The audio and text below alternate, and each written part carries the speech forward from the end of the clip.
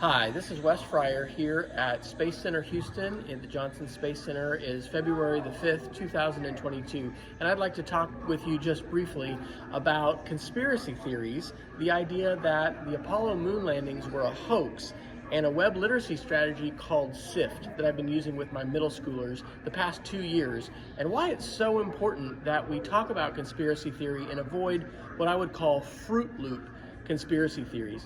Oh, and if you'd like to get to the latest iteration of these lessons, I'd welcome you to visit my website, medialiteracy.wesfryer.com, and you can link to a bunch of additional information. I'll also include that link below in the video description. Let's talk about a Fruit Loop conspiracy theory. First off, I tell my students conspiracy theories are real. There are real conspiracies, people who decide they want to try and do something together and do it in secret.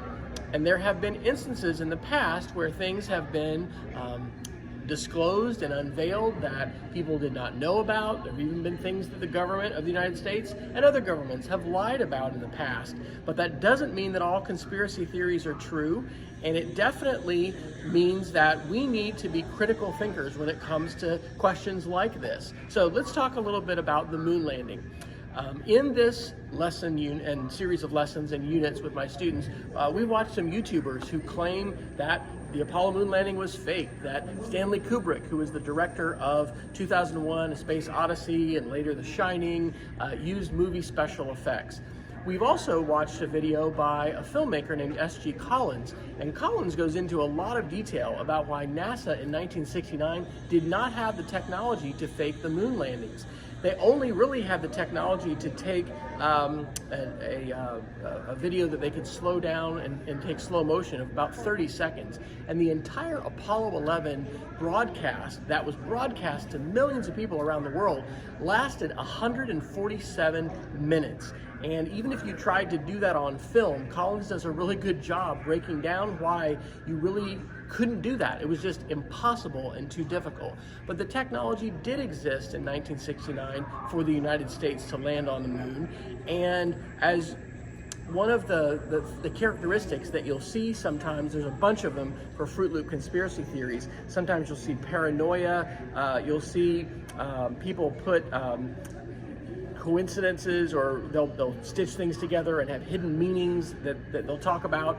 But one of the things that happens a lot is people will give so many facts or so-called facts in rapid fire order that it's just almost impossible to process those and to fact check them.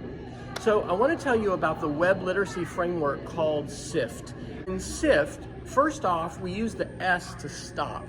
Especially when you see a video or an article or something online that really gets you possibly upset, angry, emotional, or even super curious because it seems so outlandish. It's really important to have a process where you can go through and check the sources and look for better coverage. And so the S of SIFT is to stop.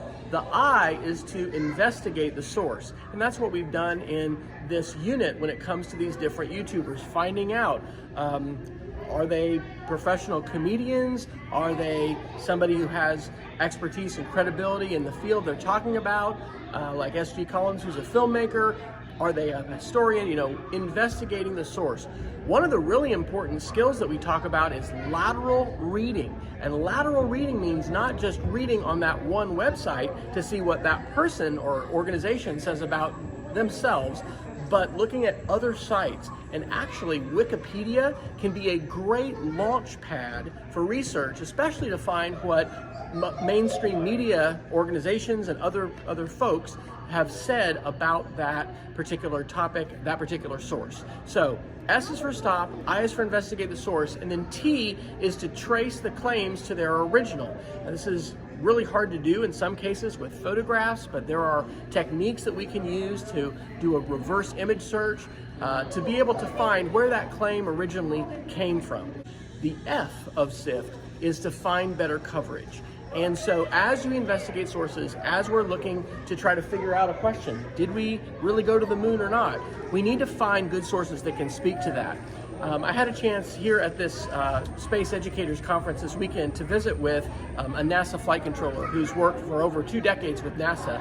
And she talked about how, if this was a hoax, there are literally thousands and thousands of people who would have to be a part of that. And we know that people like to do tell-alls, and it just, it boggles the mind, and it's beyond the realm of credibility and possibility that those thousands and thousands of people who were part of these moon projects would have been able to do that.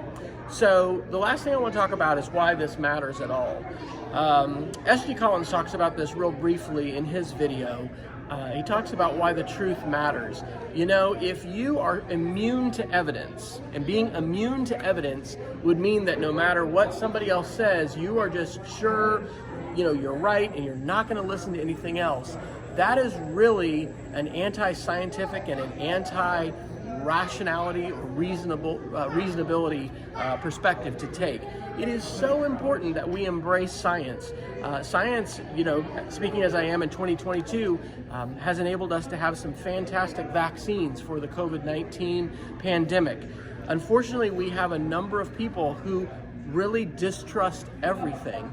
And I believe it is very important to be critical thinkers and to not just take everything on face value, but at the same time, there are trusted sources that we can put our trust in. We can critically analyze things to try to figure out what we believe the truth is, and the truth is out there. I'm sounding like I'm quoting the X-Files here, but when it comes to events, when it comes to history, I want to encourage you to not give in to the argument which some people have to just say that there is no truth, that journalism is all evil and is all about fake news. In fact, I don't even use the term fake news at all anymore, because that term has been used by people who just want to discredit journalists overall. I've lived in other countries where they don't have the kind of freedom of press that we have, and things that happen with the press and our news media can be challenging, but the truth is out there, and the truth matters, and idealism matters. And so I just want to encourage you that it's been encouraging to me to study the amazing history of our space program, what the engineers and the scientists and the employees of NASA and so many different organizations did in the 1960s and 1970s to take the United States to the moon, but not just that, to lay the foundation for space travel and for what we see now in the Artemis generation, in the fact that we're going back to the moon and we're actually going to Mars, and we are becoming a seafaring species as human beings on planet Earth. In the midst of all this, it's so important that we have good skills to be able to decide what's true or not, and I want to encourage you to use SIFT as a tool in your toolbox to be able to discern the sources and the ideas that you're being confronted with, to decide with hopefully a lot of thought and research what it is you choose to believe. Thanks.